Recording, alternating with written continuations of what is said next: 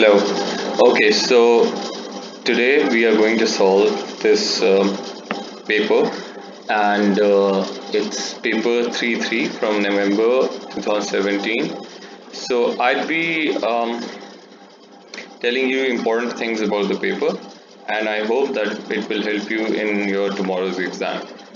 Now, basically, the question here is that we have to set up an apparatus like this with from the top of the hook till the bottom of the block. You need to measure the length. It should be 40.0 centimeters, and then you have to hang the mass. Now they've given other instructions like um, the slotted mass plus the mass of the hanger, which is given as 10, I think. Yeah, the mass of the hanger is 10. It will also be written on the exam day. In fact, if you read the question carefully, it will be good for you.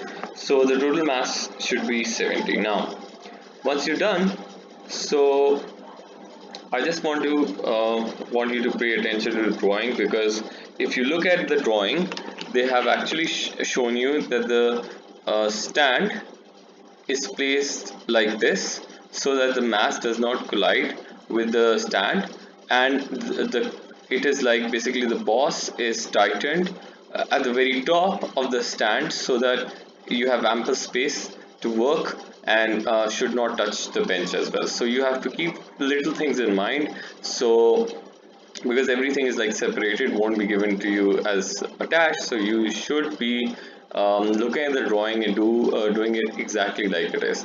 Anyway, now in the question it says that basically you need to twist the mass through 10 complete rotations, and then when the mass is released, it will rotate one way and rotate the other way. The motion will continue until the mass comes to rest. At this point, the mass will continue to swing slightly with very little rotation. Release the mass, measure and record the time A for mass to come to rest. Okay, now remember, whenever something related to time or something that's moving and you need to take oscillations, or you need to look at the length or height or whatever, but it's in the dynamic situation, remember to, when you do it, remember to take average. So basically what you must do is, you should, let's suppose the first time that came was like maybe let's say 9.81 seconds, and the second time you did was, it was 10.21 seconds. So you should actually show on your paper that you have taken the average for this reading and write it here. If you don't do that, although it seems that it's only 1 mark and Cambridge won't care, but they will care. Now if, let's suppose, even if they don't care, it's a good practice, so it's better to take precaution rather than just get it wrong in the exam. So I'd suggest always take um, an average here. Now in the next one it says that repeat B1, where it says that basically you need to take the distance from the top as 20, and now do the same thing. So obviously again you will take T1 and you will find T2, and then basically add those, and then write the reading here. So usually whether they're going to tell you that this part will have a mark for repeated or this part, so I'd say please repeat your readings. It's very important, and Cambridge certainly looks for it, right? Okay, now further it's like everything is done, so I'm going to explain how the table that you're going to set up will score you marks. So first thing first is, we need to understand what these boxes mean. So the first box is for 6 sets of readings that I've written of MAB showing correct trends, scores 5 marks. So this is 5 mark only if you have taken 6 sets of readings and with the correct trend in M and AB, the reading that they have asked you to put into the table. So what you'll do is, you'll make serial number, and then you will use 6 sets of readings. Obviously they've asked you to uh, they have asked you to take 6, so we are going to write 6 here, and then in the next reading you're going to take mass. But remember, if you're writing mass or M, it doesn't matter because they already have assigned a letter. Do not write anything else. Like for example, you can't write mass as V. Alright, make sure the notation they have given, do it exactly as that, and then the unit that they have used or you have used in grams next to it by using a slash. This notation is called scientific convention that the Cambridge uses, and it is important when you're giving column headings, right? Is the third point. Now you've written mass, and then A was the time, so okay, so we're going to write S here, and B was the time when the string was at 20, so we're going to write S here, and then obviously you need to calculate A square times B, and since although you're dividing like time with time, but remember the A has squared, so the units would be S squared divided by S, so the units here should be written as S. Now once you've done it, so you will get the mark for the column headings as well, so you put a mark here. Now what about the range? Now range is basically taken as the maximum value that you can use and the minimum value that you can use or it's available to you. So in this particular experiment, the minimum value was 10. That was the mass slotted mass itself, oh sorry, the hanger itself, so you can put hanger without any slotted mass in it, and the maximum value that you could use is 70 because it has already told you, or in the experiment the masses would be given to you as till 70. So amongst between that you can take any mass, like for example 20 here, or 30, 40, 60. Even if you don't take 50, it's fine because you just need 6 readings. All right, now once you've done that, and then once you've calculated the value, you must remember that basically these values here, they are the measured values. All right, and since they're measured values, you will look for the precision here and not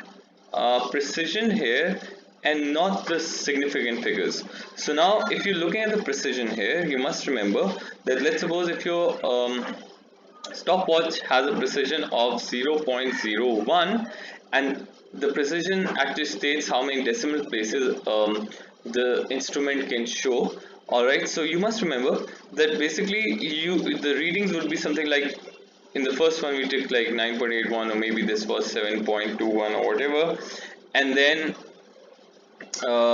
similarly all the values will be correct to certain precision. Now you must remember that the consistency in your readings will only be there if you write it to the correct precision for all of these. And you must remember, because you're using the same stopwatch and Cambridge knows what stopwatch you've been given, so the precision will stay the same. Do not please round or change it. All right, it will make you lose a mark. So we talked about the range, so we get 1 mark, and for fourth we get the consistency mark, and then comes then the significant figures come. All right, now what happens is this value here is actually the calculated value that we have calculated through the calculator.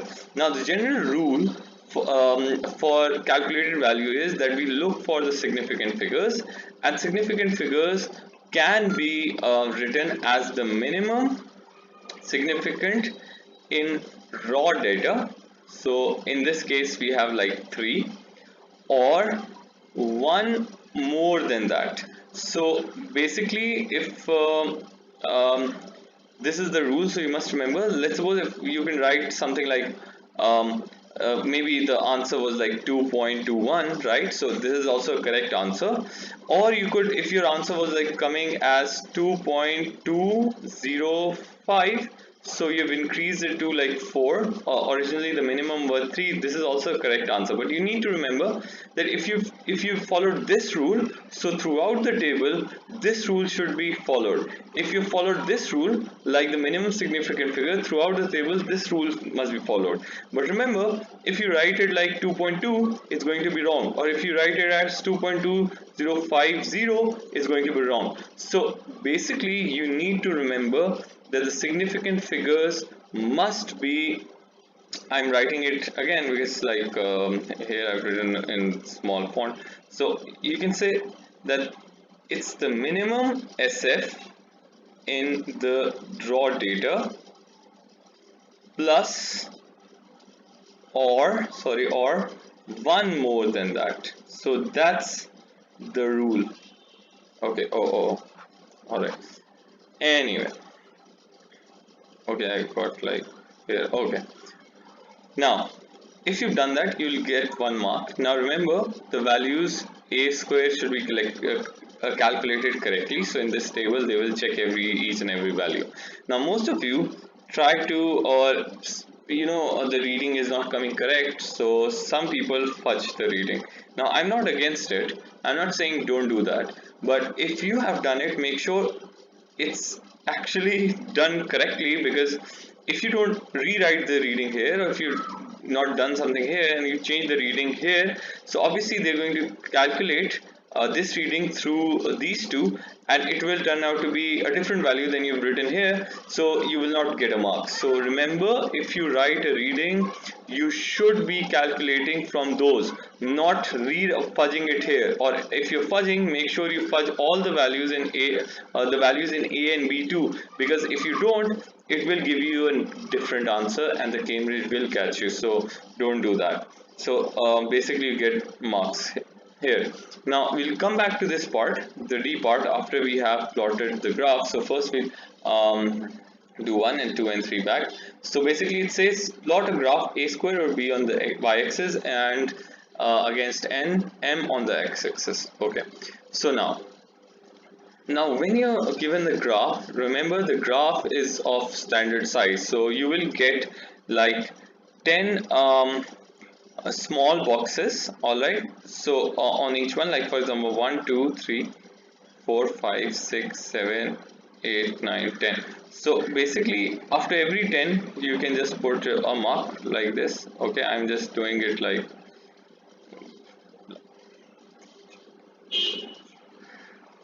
okay, I'm just doing it like I can't really see it here, but anyway I'll tell you, you have like, if you mark a line for each 10 small boxes, so the number of boxes that are on the x-axis are total 8, and the number of boxes that are on the y-axis are total 12. So you have to adjust your readings in this particular format. Now remember that basically if you do that, you must remember that the first thing that they're looking for is whether you have used the sensible scale on the axis. So first thing that will be noted is the axis. Now what are the sensible scales? Now sensible scales are that, for example, if you're taking a scale as 5, alright, or 10 or 15 and so on, so the spacing should be same. Also the readings must show a sensible number. It means you can't take like 0.002 or 10.0001 and stuff like that. Make sure that they're not awkward in any case, right? Now if the reading is like really small, like for example if the reading is like 0.001 and 0.002, so instead of writing 0.001 or 0.002, what you can do is you can mark 1 and 2, and here you can write multiplied by 10 raised to power minus 3. So basically the examiner knows that every reading is being multiplied by 10 raised to power minus 3. Now so once you've done that, make sure that you write the correct units. So the quantity here was n and that was in g, so I will use the quantity and the unit here. And on the y-axis the quantity was a square times b and the units were s, so I'm going to write it here. Right now remember, you can take you can actually take a false origin. Alright, so false origin means that the reading may start from any value, like for example 10 here, doesn't matter, or 20 here, it doesn't matter. But make sure that when you take false origin, then I'll tell you why it's you should really consider this. Alright, it helps you to adjust the readings in such a way that in the next point I'll just emphasize here that they will ask you, or they have asked you to actually use more than 50% of the graph, or 50% at least, which means that when you're plotting the graph, right, so you must understand that the graph, alright, the 6 points that you plotted must be at least um, using half of your graph. So if you've done it correctly, so you must understand, like I've done it, so it's more than, the last point is more than like covering 50%, so my graph is correct. But if you take the scales too small or too big, so obviously you won't get a mark for that. All right, now one last thing that you must look for in the axis, all right, be careful about this, and that is, let's suppose if originally you meant to write like after every 10 small boxes you were like 10, 15 and 20 and 25 and so on, right?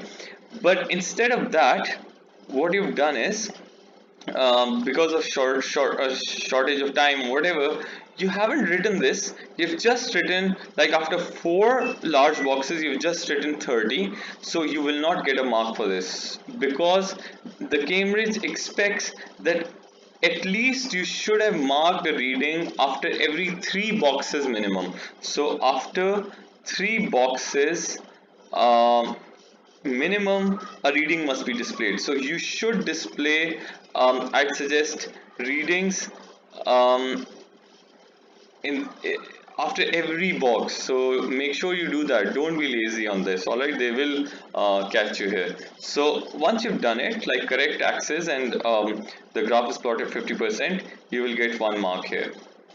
Now what happens next is that okay, so plotting. Now remember, all points must be plotted. If there's 6 points, 6 points should be plotted. Not even a single point must be left.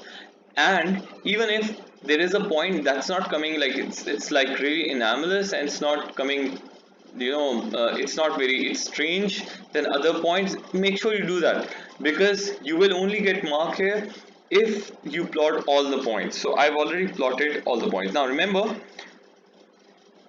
the small box here has a very small width and length, right? So remember that if you put a point like this, so this point is called a blob and it's not accepted, which means it's covering a large distance, it's covering a large area. You should not do that. It means if you're putting a point, make sure it's so small that it should not be more than half of the small box. So either you can use like a circle if it's not identifiable, so you can use a circle around it, or what you must do is put a cross, and the cross must be done through a very sharp pencil, so the examiner exactly knows that it does not sound, or it's not looks like a blob. So you must take care about that.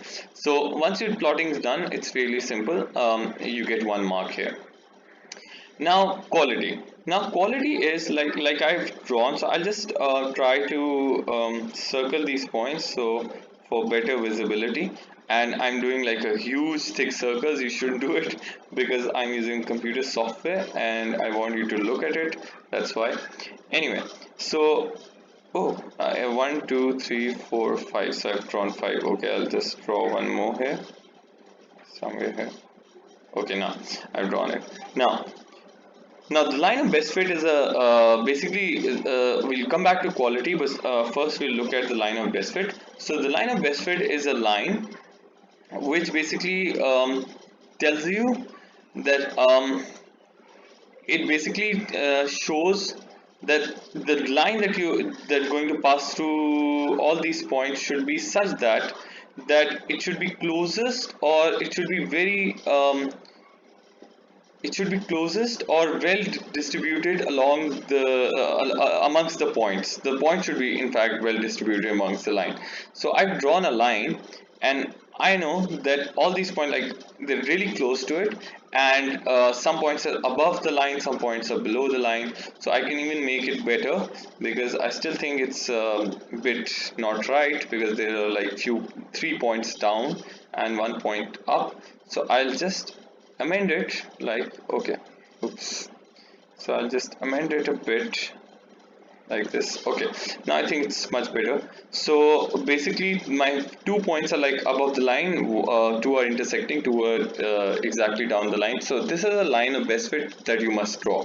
Okay, now in case that you get an anomalous point, maybe a point was here, right, and this point was like far from the line, it's not coming, so you don't really need to do anything. Just write it's an anomalous, oh, let me change the color, silly bad one.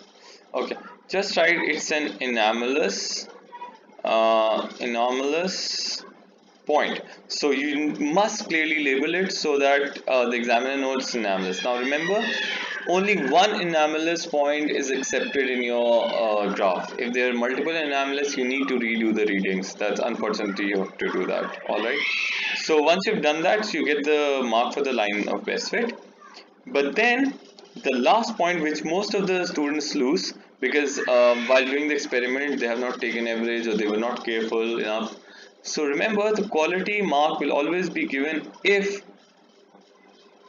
the points are really close to the line. All right, in this case if it's mass, so obviously they're going to look at the horizontal one. So if it's really close, every point is like really close to the line, so it means your work is of quality, so you will get a mark here. All right, it's very subjective, but since it's very subjective to paper, but since, you know, Cambridge has made it to distinguish people who have really paid attention during the exam, or they haven't, you know, they've done it carelessly, so you lose or gain 1 mark here. Now the next thing we're going to do is, and we have to find the gradient and y-intercept. Now to find the gradient, make sure that you use a triangle, or you show the examiner that you have used these points by drawing the correct triangle here. Now triangle is very important, because they will cut your mark if you haven't drawn a triangle here, since the triangle tells the examiner which points you have taken for your gradient on this line. And believe me, it is one of the most important things that you must do. Do not forget to draw the triangle of gradient, otherwise you will not score the mark. Now the other thing that is very important, that the maximum point you've taken and the minimum point you've taken, this should be covering at least greater than 50% of line. All right, so, or at least 50% of line, so it should be covering at least 50% line. Greater than that's better, so I'd suggest you take like 3/4 of it. It's worth it. Please do not make a triangle this small. This is wrong. All right, don't do that. Now I hope you understand this. Now, like in this graph, I've taken false origin, so obviously I cannot use find y-intercept directly. So after finding gradient, which can be done by y1 minus y2 and x1 minus x2, once I've done it, make sure that you use y is equal to mx plus c, using one of the points from the graph and the gradient to find the y-intercept here. Now most of the students, they have this misconception that basically we don't have to write units here, but I'd strongly suggest that do write the units. Alright, do write the units, it's very important. All right, do write the units here, and if you've done it correctly, make sure that you use the correct significant figures here. So again, the significant figures rule is the same, so the significant can be applied by the by using the rule of least number of SF or one more in your data. Okay, so be very careful about that. All right, so once you've done it, most of the part is here done, and then you can move to the last part, and it's fairly simple, and they always give you like pretty simple equations. So you must remember they're going to say what is P and Q.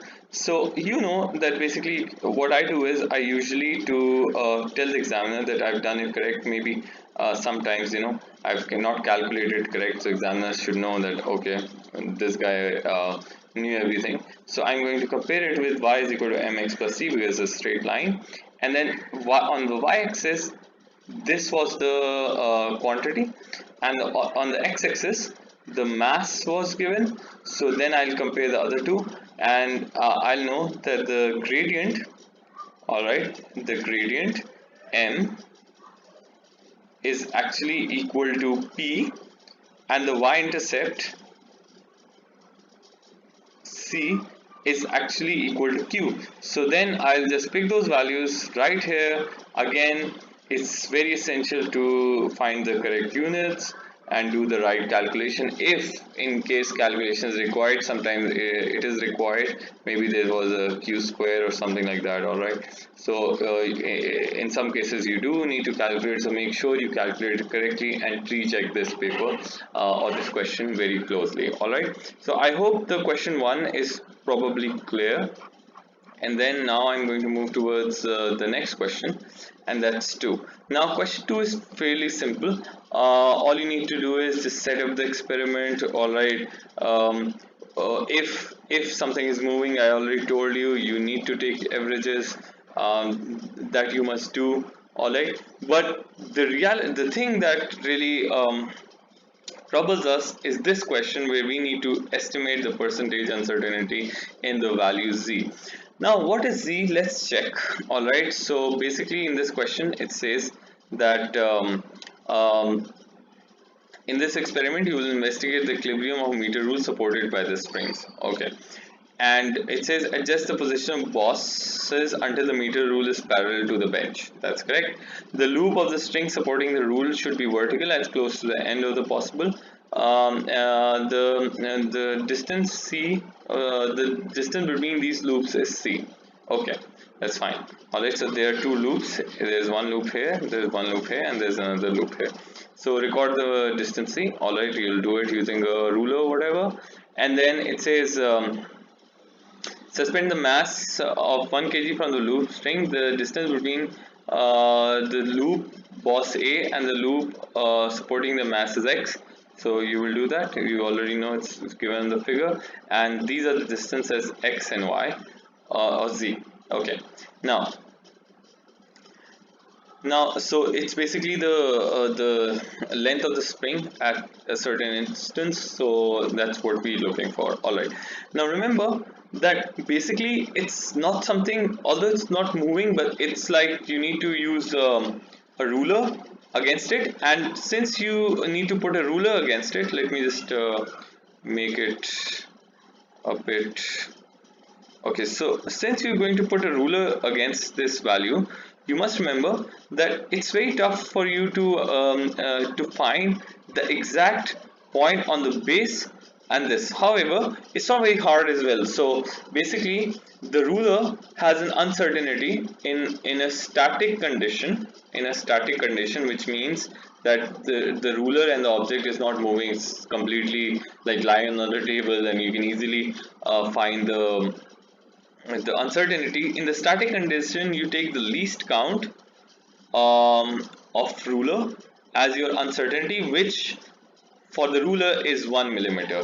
Alright, but in this case maybe it was like moving, or because it's suspended in the air and you have to use physically use the ruler or touch the spring, whatever you want to do, so you increase the uncertainty by one more. So basically the uncertainty in your readings would be 2. Now how I have calculated is, what I see is that, all right, if it was like lying on the table and was fixed, so obviously the uncertainty is going to be 1 millimeter in any case in a perfect condition, right? But since it's not a perfect condition, it's moving, so I will be using 2 millimeters at least, because there will be some uncertainty while I was looking, or the ruler was not straight, maybe the ruler was inclined like this. So there's thousand possibilities, right? So you must remember that you must take one more if there is a difficulty seen. If it's very easy for you, like for example, if the spring was attached between two and you could easily do it, so you just take one, right? So in this case, the examiner has allowed you to take like 2 to 5 millimeters.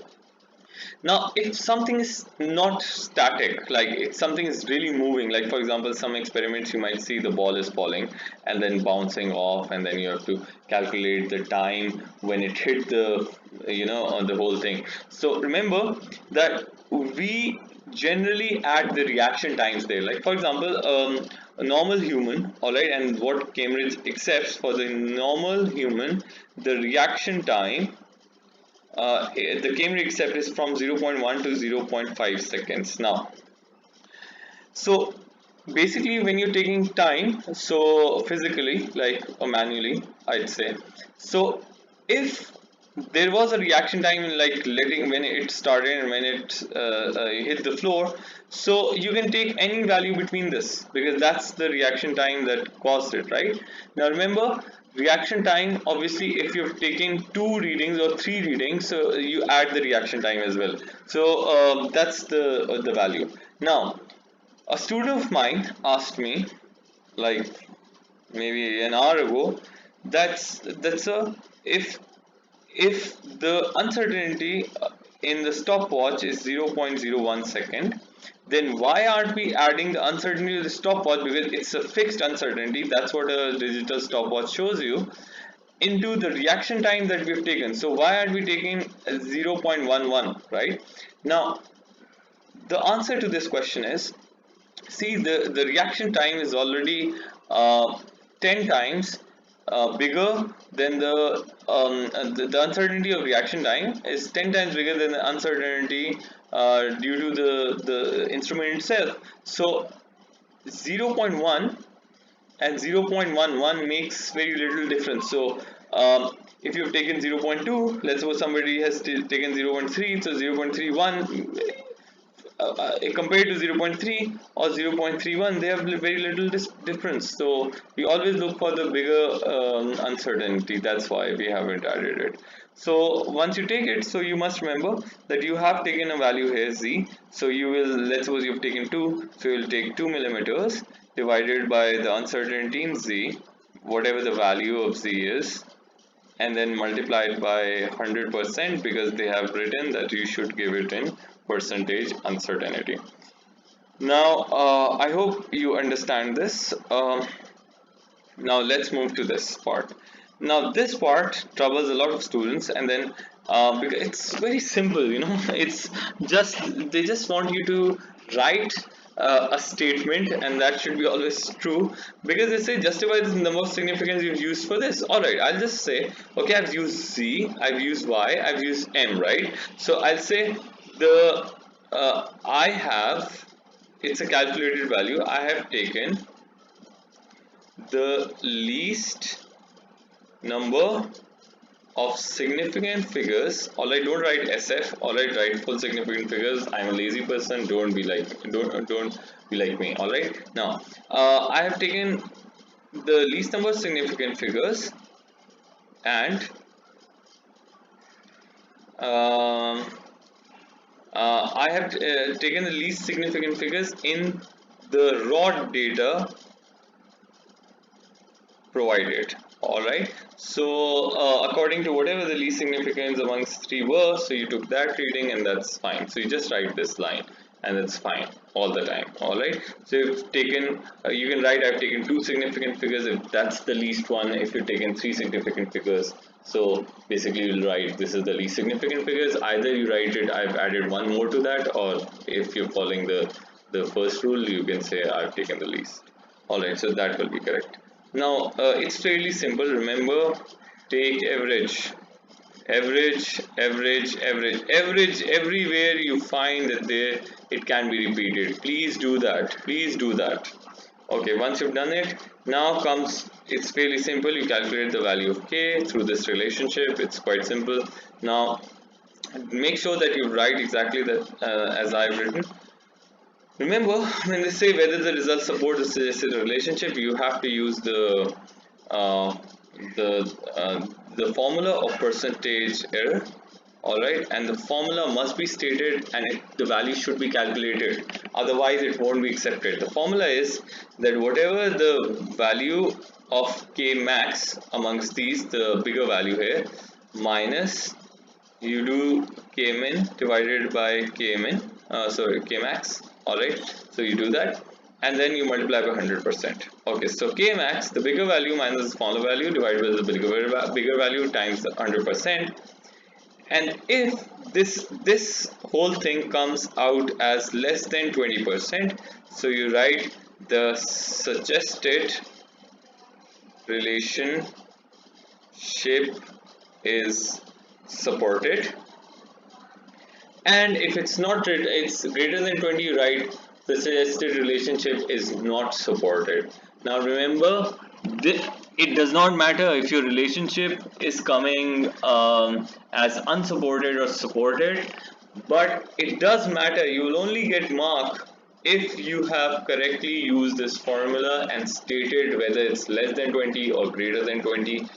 It really depends on that. All right, does not depend on if your friend got a 20 higher than 20%, you got a less lower than 20, so you say, oh okay, I'm right because my percentage error was less. So that's not always true. All right, and Cambridge is not looking for that. All right, anyway, so the last part, all right, is the most important. Everybody loses mark. I'll show you. I'll upload a file against it. All right, you can refer to that. You will get great help from it. It has certain things listed and certain relationships defined that will help you understand this. However, the first point in the remedies and the limitations are always the same. All right, and you should write it. The first point is that two values are not enough to draw a valid conclusions. Now, some students write just two values were not enough, or two values are not enough. That's wrong. You have to write the full line. Make sure that you memorize it. The two values are not enough to draw a valid conclusion, and the improvement to this is that take multiple values, readings, or whatever you're writing, take multiple values and readings and plot a graph. Now most of the students would write take average. Alright, that's wrong. Big no. Don't take average. Why? Because you see, in the previous part, let's suppose if all your points are correctly labeled, but one is anomalous. Okay, so the problem is, if you take the average, you're also adding this into the whole data, whereas the best fit line only considers these points. It does not consider anomalous. So you have to draw a graph of best fit. Alright, make sure you write this. This is the basic thing you must memorize. Now all of the things, because I haven't solved this paper, but solved this or done this experiment physically, so I don't know what were the limitations, right? It is like at that point you have to be very careful. I just need to show you one more thing. Let me show you that, and then we could, I'm really sorry, and then we could move on. Okay, so we're going to Okay, hold on. So, okay, so I think I have some notes here. Okay, yeah.